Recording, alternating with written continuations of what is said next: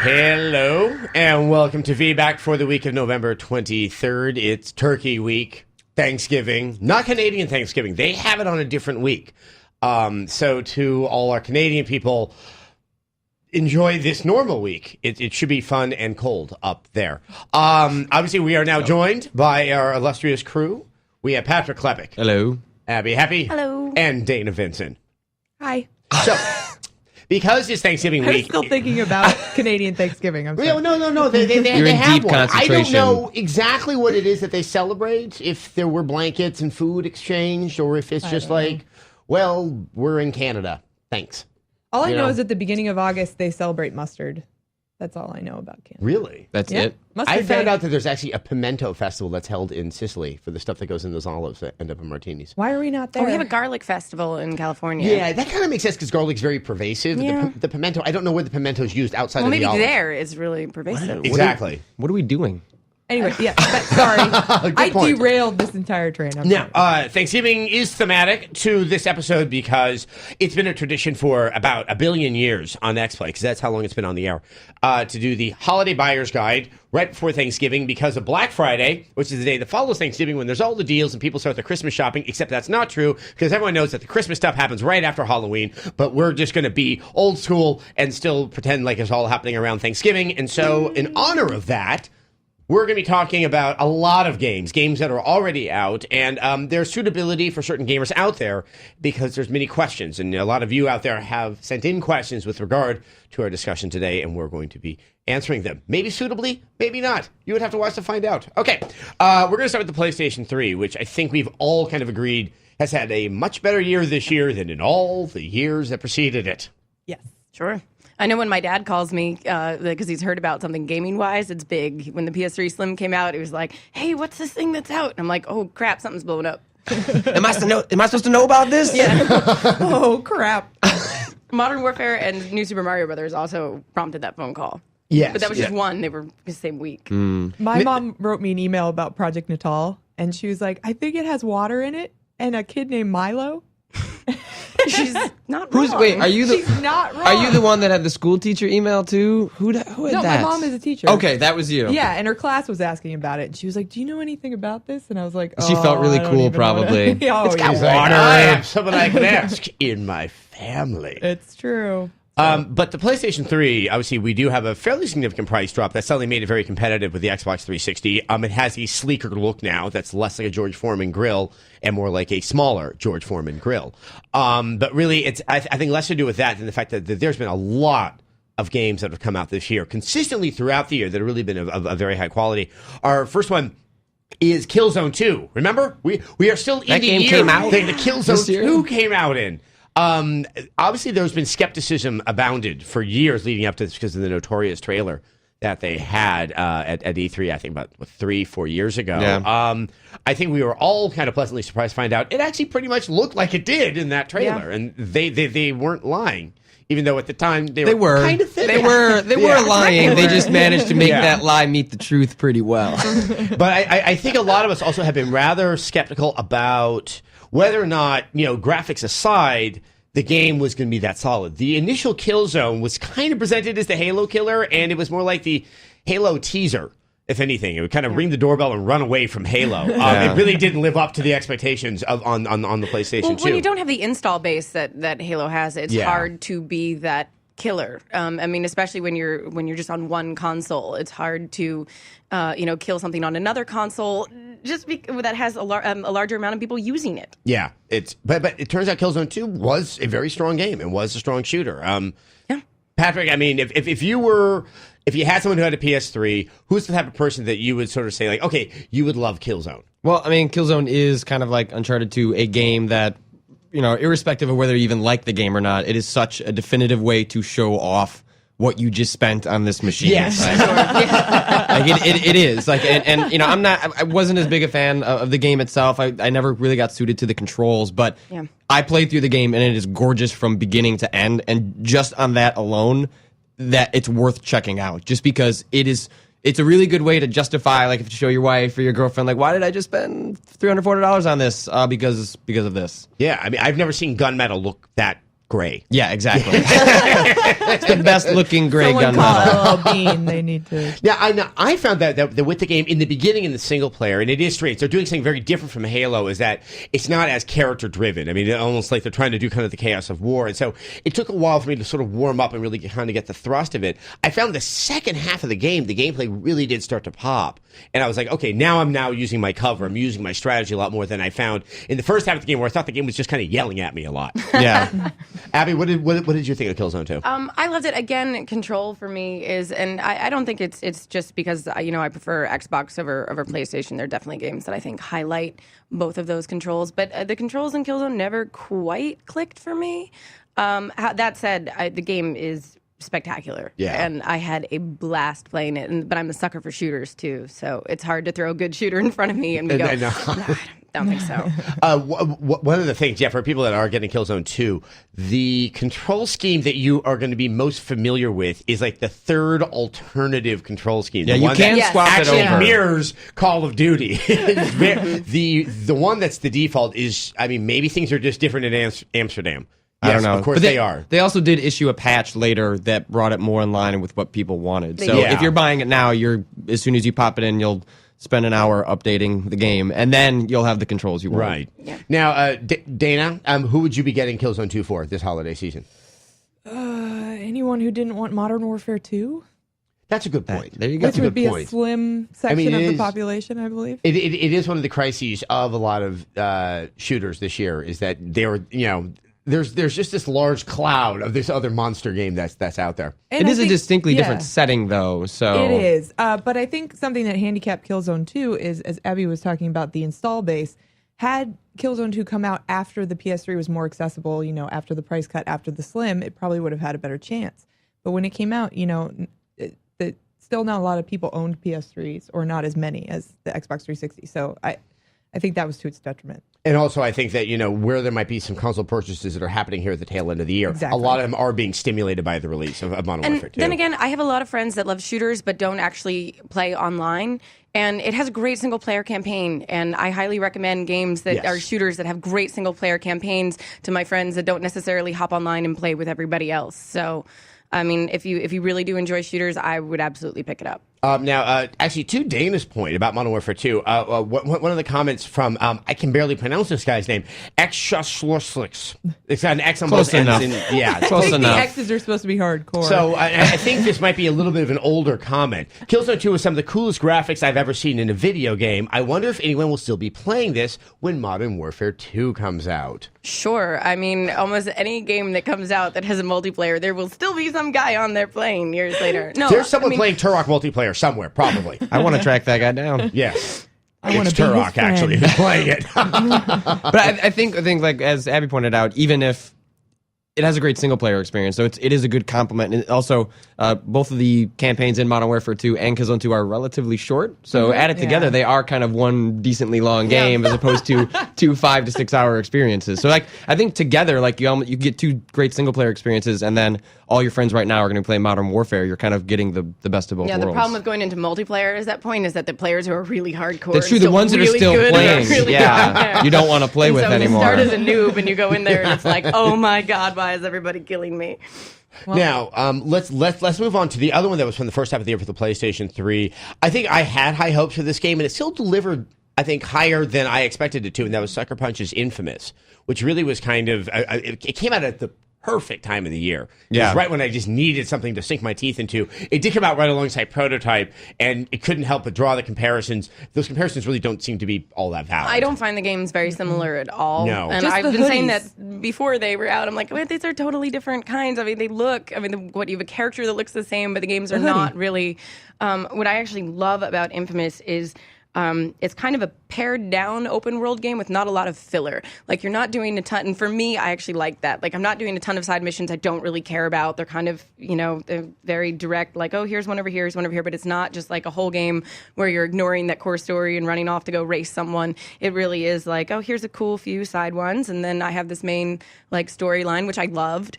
and just the open world, the jumping around from building to building worked so well in that game, and I loved it. And these are the guys that did the Sly Cooper series, and, And obviously they had that kind of control really If down. you, for if you that series. squinted, Cole kind of looked like Sly Cooper as he was going up the pole. Down to a lot of animations, like Yes. you know when like Sly hops on certain things, and he's got this very delicate sort of thing, and he totally has. It that, seemed and like I it was love that. on purpose, like just Oh, trying to yeah. like, yeah. You almost have to wonder if when they were making maybe Sly 3, they're like, yeah, but what if he was a bike messenger? What if? That was how everything started with Infamous.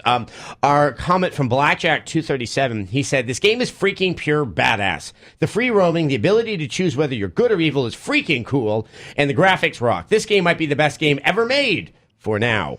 A very reasonable comment, actually.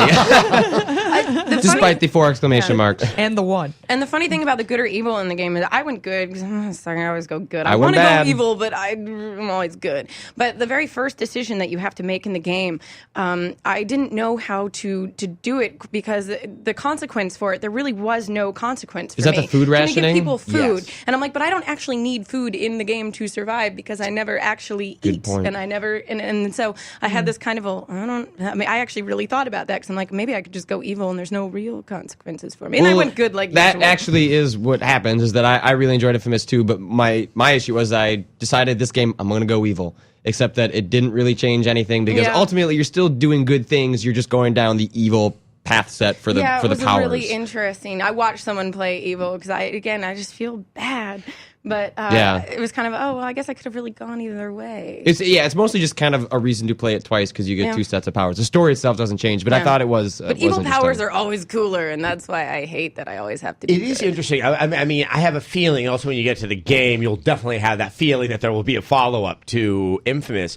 But, in the good evil games we've been seeing a lot in the past, in this generation, I think maybe we're starting to see a movement out of such a clear dichotomy and into kind of what we're seeing from BioWare, which is it's more modulated. You're making decisions that have ramifications, but you're not just going in 2 very, very different directions because it never feels right. It's very hard to have a game that functions comfortably with both choices. And Fallout was a good one because it was interesting. Once I kind of reached my level cap, and it was before they released Broken Steel, I had been good the entire way.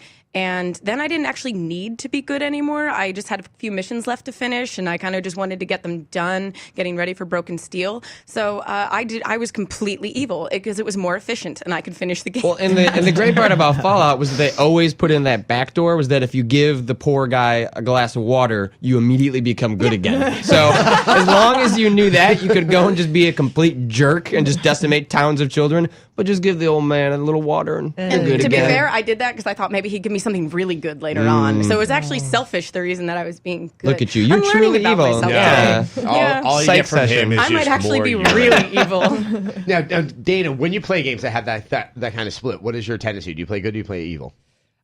Well, I think I have a little bit of what Abby has in that I feel guilty going evil, but it's so much fun. It's so much more fun, I think. If there's a clear distinction between the two, it's whatever's going to help me with the gameplay, I think is usually. So it's on a case by case basis, but I think the lure sometimes for evil it's fun to always just go and mow powers. down civilians, whatever. See, I just take it off Xbox Live or PSN when I have the choice, just in case it's going to report me. It can't, and I go ha ha ha ha. Like it's ha, going to ha. go on your permanent record. I remember the first time I ever chose, and I think I was playing like Jedi Knight, and it was probably the Mysteries of the Sith expansion pack or whatever. But it was tied to the character that I was playing because it was Mara Jade. I was all like, "Oh, I can't because she's good," but then evil gets like lightning and crazy stuff, and Yeah. I always regretted never choosing it because I'm like, my powers would be spectacular if I had gone evil, but I can't. Yeah, it is that is one of the bigger, especially in Star Wars. The evil guys just have the cool stuff. true. It's really like what do the good guys get, like Force Bake or something like that? Yes. Let's talk about what is one of my favorite, if not my most favorite game of the year, Uncharted 2. Obviously, this game is really all about that single player experience. Yeah. It's just kind of awesome. Who do you think that Uncharted 2 is probably best suited for there? I don't mean to reiterate the same thing I said with Killzone, but again, this is another game that, in terms of showing off your system, this is just, and even more so because Killzone's a shooter, so that can not a lot of people necessarily want to sit down and watch someone play a shooter. Like Uncharted has that, the Indiana Jones vibe, sort of for everyone, sort of kind of cartoonish violence, and it is definitely a game that you can sit down, like show your mom. And like if she was to watch like, you know, like the bridge sequence at the end of the game, or like there's so many different, or the helicopter sequence, there's so many different sequences in this game that are just so impressive to watch that it's one of the few games that I hate watching people play video games because I would always much rather be the person playing. But this is one of those games that I can see myself liking sitting back and just kind of enjoying it for what it is on a different level. Yeah, there were points where I wanted to watch someone else playing this. I'm like, can you take the controller for a minute? Yeah, Like, because you can't, you're so focused on like missing that jump that you can't quite appreciate the whole spectacle that true. they put into Yeah. it. I think most people do die quite a bit in the beginning because you're just like, really? Bang, ow. Yeah. Dana, okay, you have somebody who just got a PS3. Who's the person that you would think about giving Uncharted 2 to? Probably someone who is sort of unsure about what path they want to take in their gaming journey, so to speak. I've noticed that with Uncharted 2 especially, it's brought a lot of people who don't necessarily play a lot of video games into the space because they see it's gorgeous and it's fun and it gets your heart racing and they want to be a part of that. So I would probably get it for someone who's sort of new. But then also it's great for people who have been doing this forever because they can appreciate how amazing the game is. And you touched on a good point because it's like action game, but also shooting, and then there's platform elements, so it kind of incorporates a lot of different things that people like. Exactly. And it's not terribly abusive. I think that is definitely designed.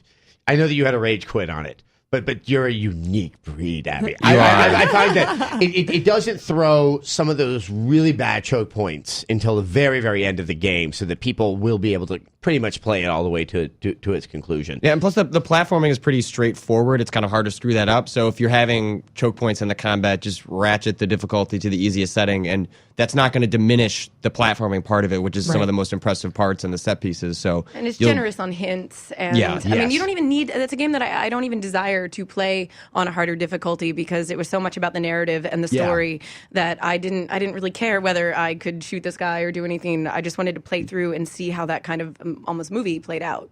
It's funny because it has a collection element as well, but one which I just could not get behind because you can't do it the first playthrough. No, It's because impossible. you're just and you're just kind of just lost in it. But also, I have so much love for the story in it that the whole idea that Drake's like, hold on a second, I think there might be a goodie around here somewhere. No, and you're searching the ceiling. Where is it? Is at stake? And the And why is dialogue, Drake shooting the ceiling to get it to fall down? And the dialogue is so spectacular, and that's what you get when you have video games written by women.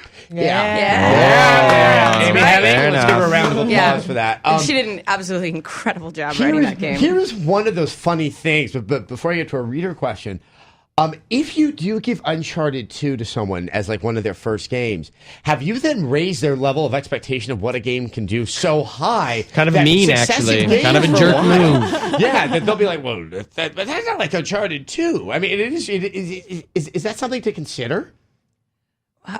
No. I hadn't even thought about that till now. It's sort of a double-edged sword. I mean, games moving forward will probably always be measured by things like Uncharted 2.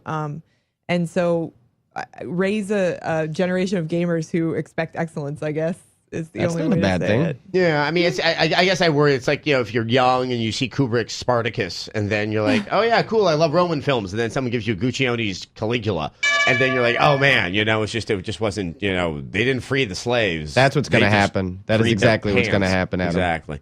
I'm going to read from our reader, Mario Head. I'm still on the fence with this game. I just wish the demo had an example of the single-player campaign rather than multiplayer. Well, Mario Head, get off the fence.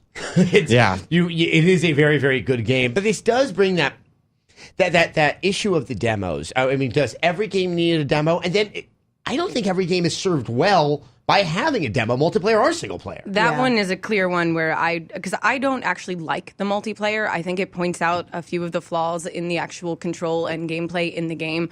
I mean, there's other games that have progressed to the point where if I shoot a guy in his arm and he's not armored, that drops a weapon, that drops something, I get some kind of feedback on that. And I think that the shooting isn't the strongest part in Uncharted. I love the story, I love the set pieces. There's a lot that I think about that game is phenomenal, but the multiplayer I don't think shows off the parts about that it shows game the that shortcomings I of the really game enjoy. really Yeah. focused, And I where it's think- like it's yeah. not bad multiplayer, but it takes all of the shortcomings, and it can be a fun add-on after you finish the single player. Yeah. It's such a well articulated single player experience that how the game controls is really that like the game is built to handle those controls. Whereas when you have kind of the more free reign of using those controls in the multiplayer, just by its nature, you're going to find a way of controlling the character that the game really didn't want you to do. And I don't think it's a multiplayer that people are going to be playing for terribly long. No. I mean, the draw of that game is, for me, 100% single player. One thing I will say to the multiplayer, because as I've said repeatedly, I'm not much of a multiplayer guy.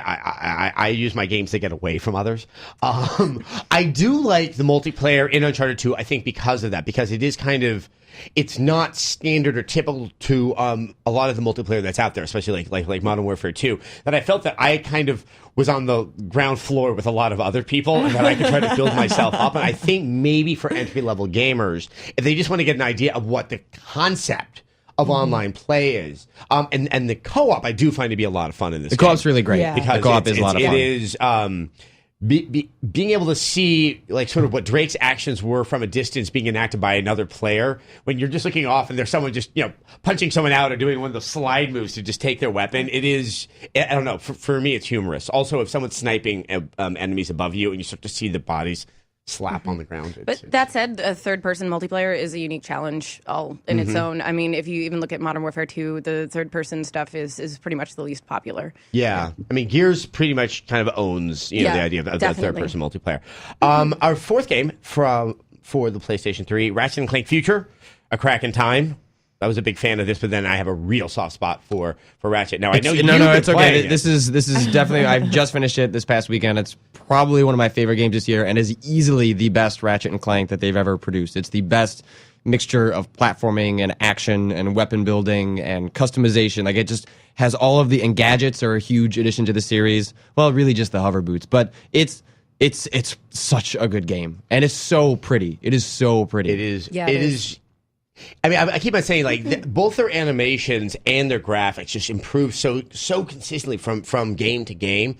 And in this one, it's like, okay, you are so close to the Chuck Jones cartoon, the Agorians, the big orange guys that are some of the baddies in the game. I feel like we're one game away from like that perfect melding. exactly. But like, yeah, But yeah, those enemies remind me of it's the big red hairy thing with the sneakers in the Bugs Bunny cartoons. Just, it was completely oversized, and it's those physical movements that can't happen in real life, but when in a cartoon and done properly, your eye completely believes it, and it's just a pleasure. Obviously, this is a game that has a very broad appeal. Oh yeah, definitely. And it's one of those games that kind of captures a hard audience of I hate to use this term, but tweens. You can buy it for someone who's, a teenager, and it's okay. And you want to be mindful of the content that they're getting in the video game. There's Exactly. nothing here that's going to corrupt your mind. Exactly. And it's good because it flexes their gaming muscles in that, there are lots of spectacular puzzles and things like that. And it still looks great. So there's a quality to the graphics and, it's a fun experience. So. Yeah, I like, too, the idea that there are people that have played the Ratchet series all along that are, probably our age and older now. But at the same time, for someone who hasn't played that series before, I would definitely say, go ahead, play this game, and you wouldn't really be missing anything, per se. And if they loved it, they could go back and, There's read plenty the more. history. Yeah, Exactly. Now, to be fair, of the games that are sequels out, this one is so closely tied to events of both Quest for Booty and Tools of Destruction that you may be scratching your head a little bit. a little bit. Although they do, like, during the game's, like, slight installation that does in the beginning, they do a fantastic job of summarizing Yes, the story, yes. which is something that a lot of games do really, really poorly, is getting you caught up to speed if you haven't played the other games. And they actually have Captain Quark sit there and sort of, in a joking interview about a movie he's promoting, like, catch you up on the story. It's not going to get you all the details, but if you haven't played it, you're going to get the gist of it. One of the things I think has always plagued this series, and I think really hurt the sales of Tools of Destruction, is that because of its look and its more kind of broad general appeal, that a lot of people out there are like, oh no, it's too cartoonish, oh, it's for kids. I really think that they're missing out on a really great gaming experience, and one that you are not going to see replicated in other games out there. No one does action platformers anymore. Or just Yeah. just like mascot-based stuff just doesn't happen anymore unless you're Mario. Yeah. Like, gaming has just kind of I evolved. mean, even past with like that. the Rabbids, they completely phased Rayman out, and Yeah. it's just Yeah. it's Rabbids now. I mean, we're not. I believe it was during the era of Jack and Ratchet on the PS2. They didn't want to use platformer anymore because they thought that was almost like a pejorative sound, and they tried to call it third-person character-driven games or action games. This is the best, whatever that strange mouthful of a genre it is. So quickly from Tom Huang. I think I'm doing it. That's almost like a regular name. What? Yeah. not anonymity. I know. I can't believe it. I forgot about this game, probably because of Uncharted 2. But when I can afford it, I'm buying this. Well, good for you, Tom. That is one thing. This did get released 2 weeks after Uncharted 2 with all of the gushing of, effusive praise. I do hope that it's now started to separate and distinguish. I hope people itself. remember I this hope as so. Christmas is coming up because I feel like it probably was one of those games that people are like, oh, I'm going to get to that. Just And now it's don't time to forget go to get back. to it. Yeah. Yeah, because I want more Ratchets, so go too. get it now. It's fine okay. in between that downtime between God of War. Exactly. You know? Now let's talk about the Wii console that we have not necessarily just given over a ton of love to in the past year. I think Nintendo's also been kind of learning that. Yeah, maybe they should not have completely boxed out the hardcore as they have been doing, even though they said they weren't doing it. That's not to say there haven't been any games for it at all. The first one's although is kind of a recalibration of 2 GameCube games and 1 Wii game. That's the Metroid Prime Collection. I think there's quite a bit of value for this because the Wii has reached so many more people than the GameCube did. And boy, if there's a definitive game for the GameCube, it had to have been the Metroid Prime series. Abby, you love this series, so make the case for it. I love this series. I don't know if I love it with the new controls as much as I love it playing on my GameCube. Oh, I don't know about that one. See, And 3 that said, superior controls. Well, no, that said, I played Metroid Prime 3 when it came out, and I actually thought they integrated the controls really nicely, and I think that they did in this one as well. The thing is, I've played them so many times. I'm just still tuned to the GameCube controls, and I would still like to I play seizure it. when I think about that Hey, controller. but for the cost of the Metroid Prime collection, I love the GameCube controller. Now, The Wavebird was it's one of my favorites. that is one of the best controllers ever. I know. I agree. Yeah. The silliest looking, but the best. It's it's like Abe Vigoda. I mean, I'm sorry, I'm so excited right now. Ding. Hafting? Dana, how would you characterize the Metroid Prime series? I think one of the other things that really stands out about that franchise, especially in the Primes, not the other Metroids, it's very unique. No one really tries to do Metroid too many times. I mean, if you had to kind of wrap it up in a couple of sentences, how would you deliver it? Someone else is going to have to I help can, me. I can totally do All right, this. Abby, Abby? you take that. It's a shooter, but it has such a combination of collection in it. You have a scan visor, so you're kind of observing everything in your environment. So it's this incredibly in-depth exploration game with a lot of shooting elements too. I don't know whether I would classify it as an exploration game first and then a shooter second, or vice versa. But it is very satisfying, and they have these boss battles that are spectacular because they're right in the vein of like those 3-tiered Nintendo boss battles that are just so satisfying. And the world that they've created and just how you unlock every little piece of information about the story is just absolutely so well integrated, and I've never seen another game do it quite the same the same way Metroid Prime did. And it's I would recommend this. You can tell I'm like glowing. I would recommend that to anyone. But I think it has two. I think it has 2 things. One has a female lead, which isn't very common. It's not like overly promoted, but it is about to there. say, You you're ever not- really know? Yeah. Yeah, there's no like, oh, that's this feels like a world a chick would explore. Yeah, but it's kind of cool. I think that's why it's cool in that regard because there is a female lead, and you're aware of that when you play the game, especially when she's reflected when you're exploring. But then also, I think it hits on the scanning part, kind of getting there is a story, but if you really want to know what's going on in the story, you need to be exploring, and that is really satisfying. Just like in BioShock, finding the audio logs, like finding those little hidden bits all throughout feeds not only wanting to know about the narrative, but also the sort of the collectathon aspect of it. And the other huge element is just the puzzle solving. I mean, just like all of the other Metroid games outside of the Prime series, you're ramping up your abilities as you play through, which is unlocking different parts of the world. And so there's this puzzle solving element to it. It kind of takes just everything and makes it this huge, satisfying bundle. It is one of the loneliest game franchises out there, and I think it's one of the most appealing. It's just you really feel you're sort of just lost in this world. There's no one else there. It's quiet.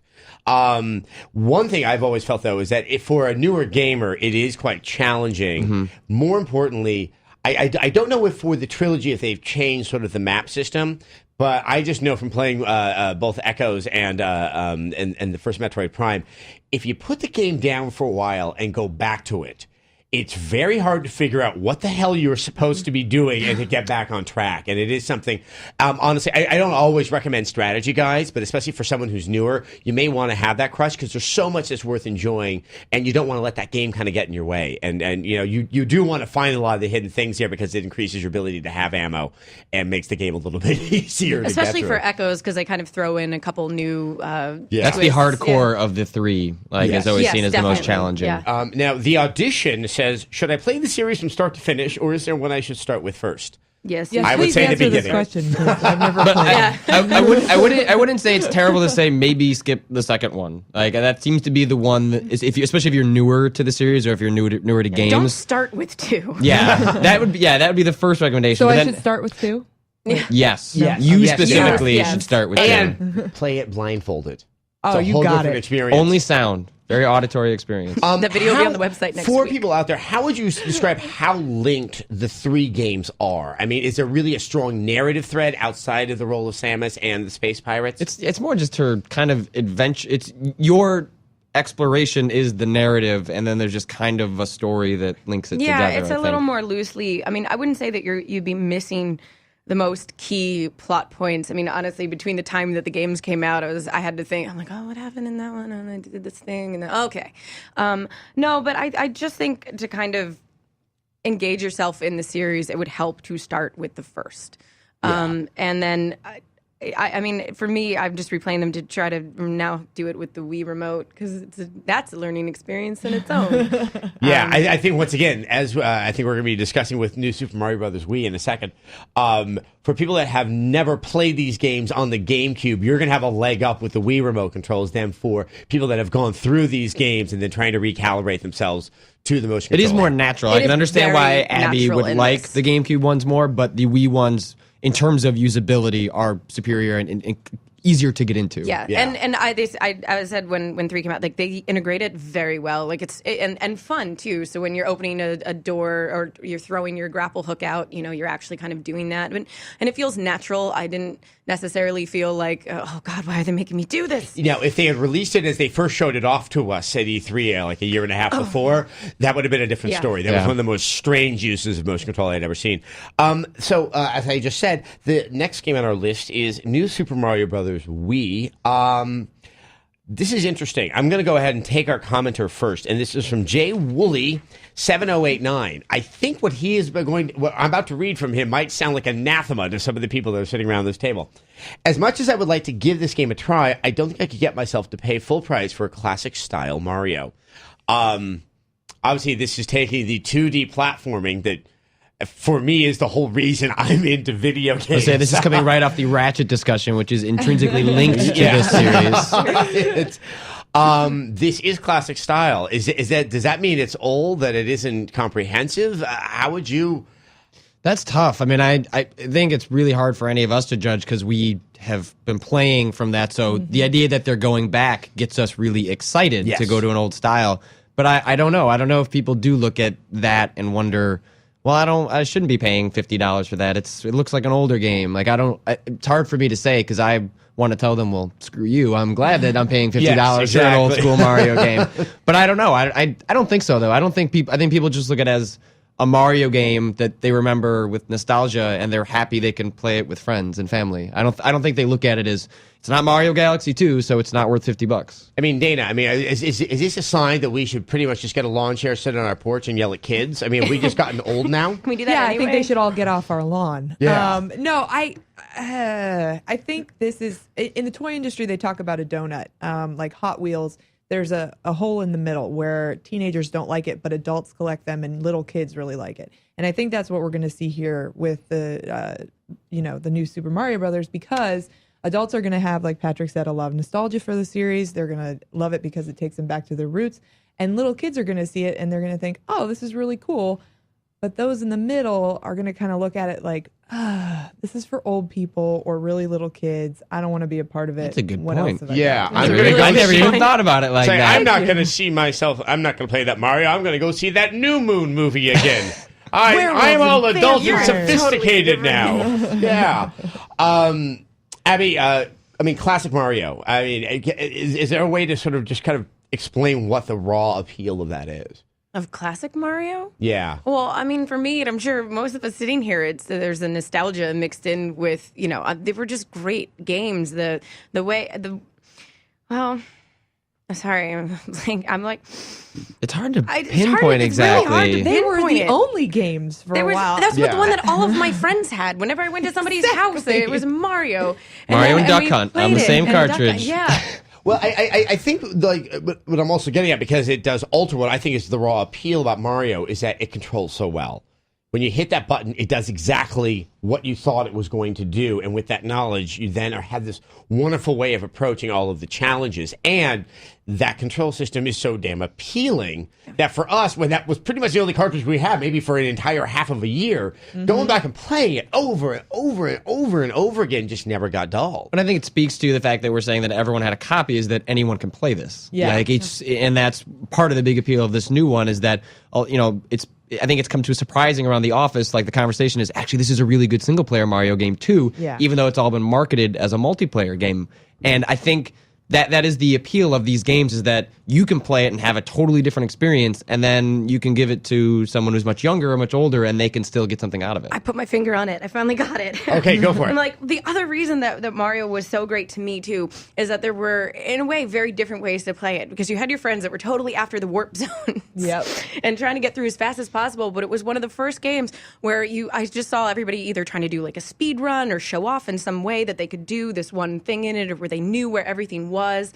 And it's amazing how programmed we are. I can still run through the first level and hit right where that mushroom's going to come out in the hidden block. But everybody had such a different way of like trying to get through, either trying to race or it's almost showing off. Yeah. I loved that. I know. I mean, I loved it too, but I like the idea that this is kind of something that connects anybody who had the original Nintendo system because it was bundled with it. It's kind of like the Book of Mormon in Utah. It's a strong, reliable. There should be a Mario cartridge in every we should hotel go door drawer. to door Yes. in ties and Yes. white shirts and preach the gospel of Mario. Now, the one other thing I do want to touch on, and as we're saying, what we were so used to with those controls in that game, is that this is slightly different.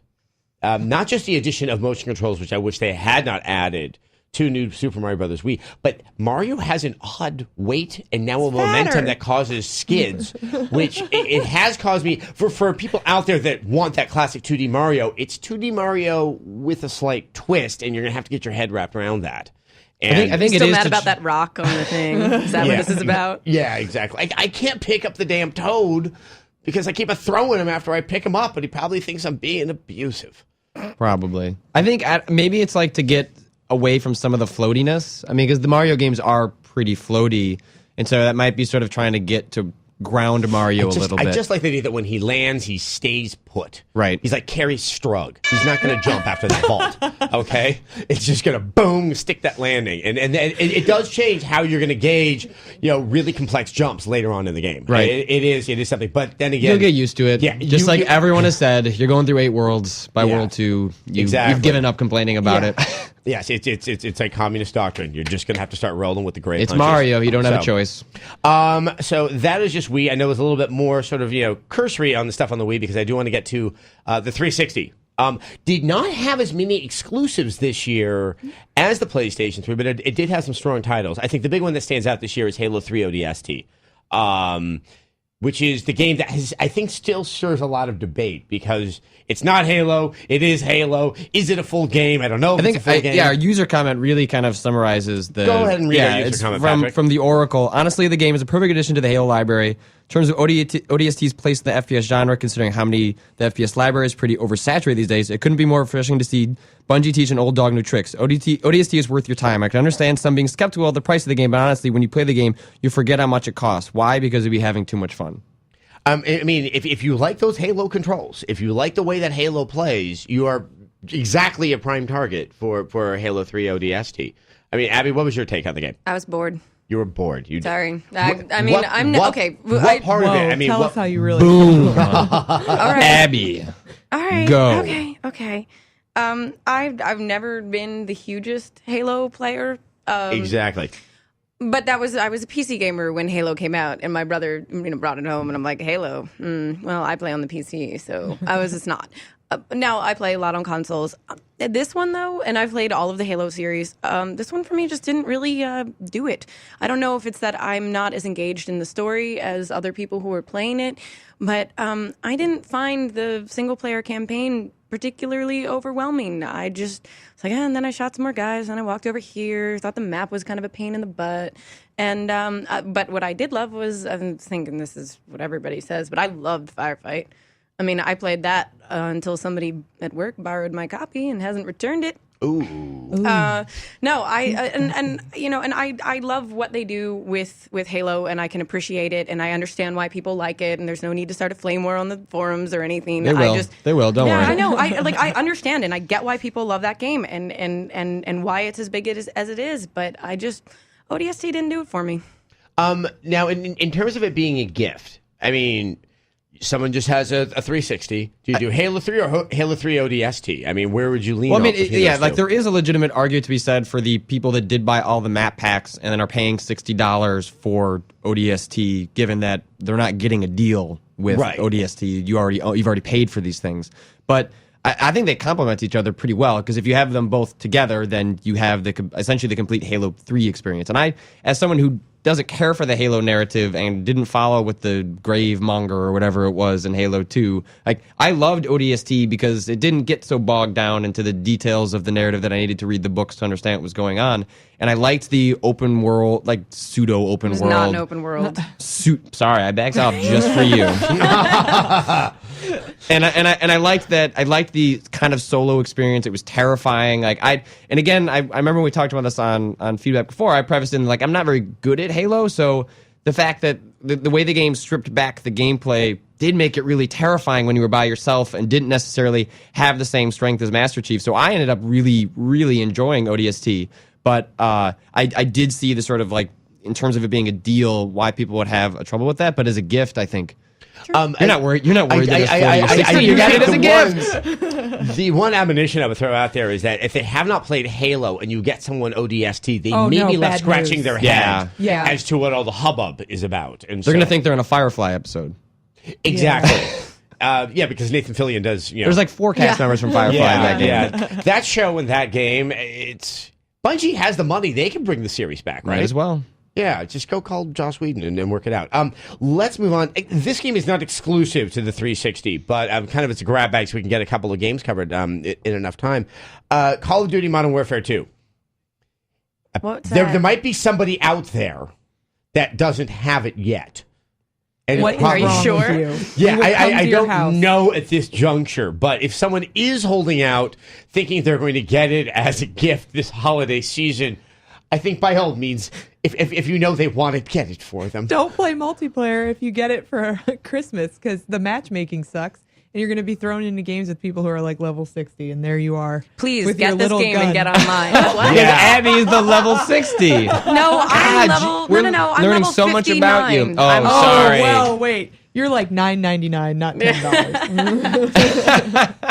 $10. Maybe follow more of the Advent calendar and so on that first day. Yes. Just get your Modern Warfare 2. But obviously, I think a couple of things is that in all a lot of the attention for the game, it is a far more adult game in ways that people are probably not considering. And I think there's always a lot of 6, 7, 8, 9, 10-year-olds that they know this is the big thing and they're asking for it. I think it's fair to say that if you are a parent, you may want to be aware that this is a very brutal, a very cold, and it's a game that's, I think, a little bit more unnerving given its content than people are prepared for when they first play it. Can you imagine what Christmas would be like if, like, your 7-year-old opens up Modern Warfare 2 and is just mowing down in the airport scene behind everyone else while everyone else is opening up their gifts? Or just kind of Washington, D.C. on fire. I'm not sure he would get that far, but the airport scene he might encounter before the presents are finished being opened. And that is a big thing. When I went and bought my copy of Modern Warfare at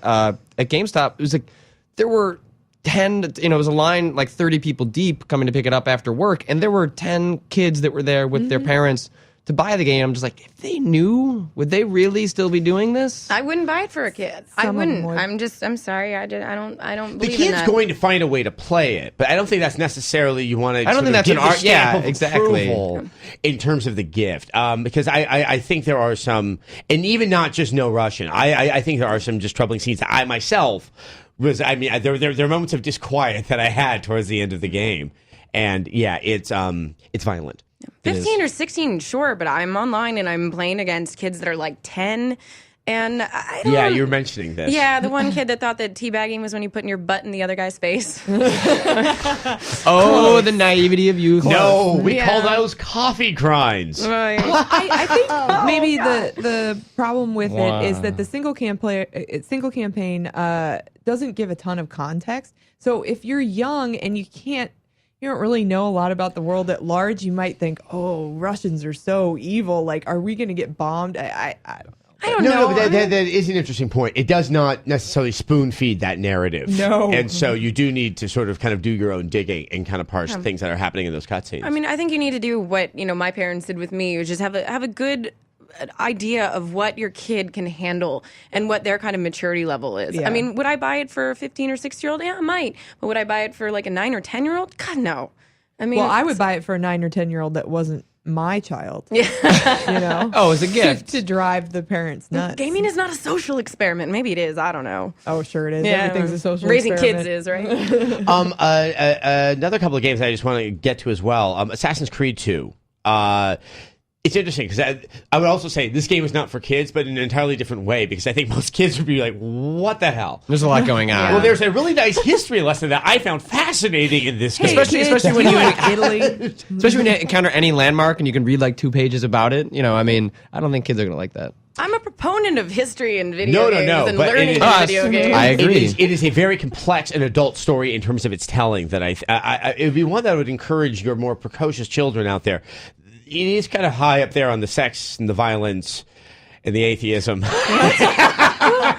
What's wrong with getting them? Like, did they still make Mavis Beacon teach us typing? Or like, where in the world is Carmen San Diego? Math Just Blaster. go get, yes. And, yeah. Oh, I love Yeah, that do they one. have Mavis Beacon teaches exposing the Catholic Church for having some dubious intentions? Get It's on it. online only. They don't sell it at Walmart, but you can get it on their website. Mavis Beacon DLC. But it is. I think one of the things about Assassin's Creed 2 is that while I do also think that the game has some flaws, they are very much things that you learn to deal with in light of a game that there is so much to do, and it really doesn't become tiresome. And I will say I just started playing it this week, and one of my concerns I had on last week's feedback was whether I was going to be confused or not while we get into the story, having not played the first one. Doesn't make a difference. They Yeah. summarize enough at the beginning that I'm enjoying it for what it is, and I'll go and try and fill in the gaps after I finish the game. I think that's one thing. You can start with Assassin's Creed 2, have a very good understanding of the overall story, and then if you are so inspired, you can play, which I think we can all agree, the weaker installment, which is the first Assassin's Yeah. Creed, get through it just to kind of fill in all those holes. And there's learning, I guess. I mean, you can also learn that if you're surrounded by beautiful women, nobody will ever notice you. You can do whatever you want. Real life application. Here's what Yeah. you do. If you catch your kid playing Modern Warfare 2 and you don't like it, you sit them down. You play Assassin's Creed 2, but you make them read all the this- history. That's not bad. To the whole thing about how you can hide yourself among prostitutes. Also, back in the I Italian was trying to restaurants, be nice about that. back in Italian restaurants, whores looked like Bjork during her really successful years. See, I Just a avoided little, using all the those little words. nobbins on top of the head. Quickly, also, the one other for the 360 I do want to get to, and Abby, this is obviously a real soft spot for you. Left 4 Dead 2. It is available on the PC as well, but of all the consoles, it's only available on the Xbox 360. Who do you think that this game is well attuned for? Well, I mean, provided you're the right age to buy the game. See how I'm being all adult. So responsible. Honestly, this is one that I think appeals to everyone. I know so many people that play it with their girlfriends, that play it with their like. This is actually provided you're comfortable with that level of gore and Yeah. Which and you can whatever. turn down. Yeah, Yes. exactly.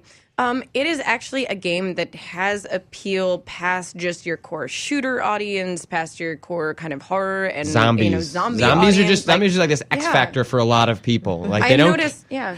Like when I've gone to Valve and talked to them and be like, this is a one game that I have noticed a large amount of women playing. Yeah. Like Call of Duty, I've maybe run into 3. and I've been playing a lot. It doesn't have the same type of machismo that we see from a lot of other shooters and out there. it's nice and it's refreshing, and they have characters that have kind of a universal appeal. I mean, it's actually really a game that I would kind of recommend for anyone. Maybe not my mom, but you know. I think the only caveat I might want to throw there, I'm curious what your take on it is that buy for someone that does have other people they know to play with. This game is not as much fun to play with raw strangers as other multiplayer games out there. And that's what you know, people play with a girlfriend or play with, but it's definitely stronger if you have friends to play with. Also, this one seems a fair amount harder. I mean, especially because they've changed the game with the new special infected and the kind of, but you know, and for the survivors and the weapons, the laser sights, all you know, but it's hard. I mean, but anybody can play it at the end of the day. And especially if you have a team that can talk together, that can communicate well, and really take advantage of being friends and being able to say, oh, God, I'm over here and there's something on me. It's very satisfying. See, it teaches both cooperation and communication to help foster cooperation. Sure. These are all important things in the American business scene. It's better than all the jerks in Call of Duty who you're like, I'm playing domination. Why are you playing deathmatch and in the same match? Like, you know, there's cooperation. People don't like to cooperate. Left 4 Dead, you have to. See, games are good. And unfortunately, with that lesson learned, we're going to be wrapping up today's feedback. Obviously, on our website, g4tv.com, we have an abundance of other games and they're who we think they're recommended for all systems, including the PC and handhelds. XPlay is also going to be doing their special 1 hour thing, which is why we had this discussion today. So if you didn't see anything covered here, you have questions on, trust me, it will be answered up on the website. I would like to thank Dana Vinson, Abby Happy, and Patrick Klepek for joining us today. This is Feedback. We'll be back next week. Enjoy your turkey. Enjoy the tryptophans. Make it through.